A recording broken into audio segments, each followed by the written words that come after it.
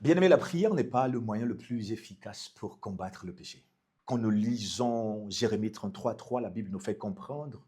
Jérémie dit, invoque-moi, l'Éternel parle, il dit, et je te répondrai, je t'annoncerai des grandes choses, des choses cachées que tu ne connais pas. Ça veut dire que la prière a pour objectif de nous conduire à des révélations. La prière n'est pas la révélation, mais la prière nous conduit à des révélations. La prière nous conduit aux annonces du ciel. Dieu nous annonce les grandes choses. Dieu nous met à la page lorsque nous nous engageons dans la prière. Mais retenez ceci, la prière n'est pas la lumière. La prière n'est pas la vérité. Parce que tu peux prier et ne pas prier dans la vérité. Tu peux prier et ne pas prier dans la volonté de Dieu. Tu peux prier et prier hors les périmètres des Écritures, je voulais dire. Alors, qu'est-ce que je suis en train de te faire comprendre dans cette vidéo? Lorsque tu luttes avec le péché, bien aimé, tu dois comprendre que le péché est nourri par le royaume des ténèbres. Le péché ne supporte pas la lumière. Le péché n'aime pas la connaissance.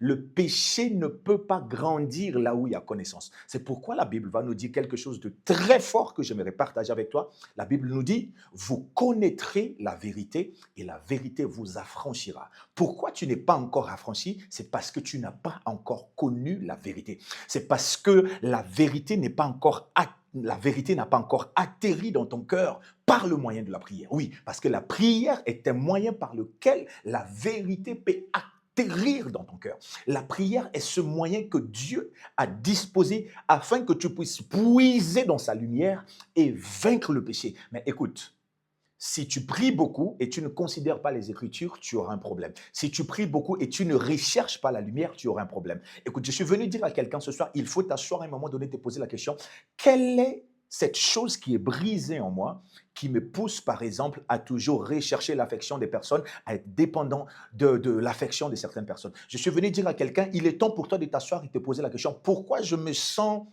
sale dans cette situation? Pourquoi je me sens souillé dans cette situation? Pourquoi je me sens sans valeur dans cette situation? Et pourtant, je n'arrive pas à l'abandonner. Ça veut dire qu'il y a une lumière, ça veut dire qu'il y a une vérité auquel tu n'as pas encore accès. Et tu dois la rechercher. Pourquoi? Parce que cette vérité-là, c'est cette vérité qui t'affranchira et c'est cette vérité qui te donnera la force de dire, écoute, je ne suis pas telle personne, mais je suis telle personne. Tu peux être colérique, tu peux, je ne sais pas quoi, mais si tu choisis de rechercher la vérité, je peux te garantir que la puissance de l'Éternel va agir par cette vérité.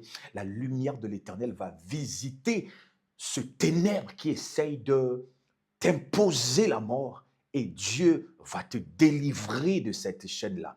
Je proclame ta liberté maintenant par la connaissance. Je proclame ta liberté maintenant par la lumière de la parole. La Bible déclare, en elle était la vie et cette vie était la lumière du monde. Bien-aimé, je t'annonce Jésus-Christ, je t'annonce la solution. Écoute, si tu grandis dans ta connaissance de Jésus-Christ, je peux te garantir qu'aucune chaîne pourra te retenir.